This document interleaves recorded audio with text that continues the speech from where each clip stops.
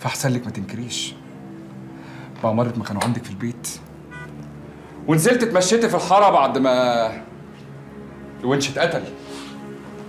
ايوه يا باشا، ما هما كانوا عندي علشان فيتون صاحبتي وانا كنت بضيفهم، وهما لما بعتوني الحاره انا سمعت كلامهم ورحت، بس والله العظيم ما كنت اعرف فيه ايه، وهو ده كل اللي حصل. اللهم طولك يا روح. ايه يا حلوين؟ هتقولوا ولا مش هتقولوا؟ والله العظيم عجبك؟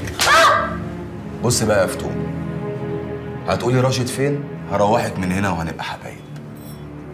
هتلفي وتدوري هلبسك قضية قتل الونش، والناس كلها كده كده شايفاكوا رايحين جايين وعارفة الخناقة والسياح اللي كانت بينكم. هو أي واحد يترازل على واحدة وبتقتله؟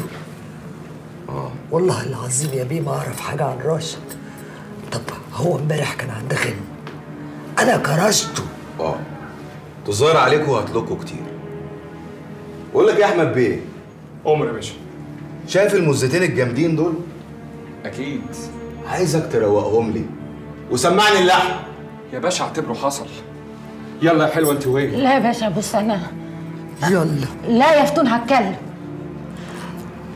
بص يا باشا، لما راشد وفتون كانوا عندي انا سمعتهم بيتكلموا، وكانت فتون بتسأل راشد على موضوع قتل الونش، بس بصراحه والله العظيم اللي انا فهمته ان فتون ما تعرفش حاجه عن الموضوع ده، وكمان اتكلموا عن واحد اسمه الحسن.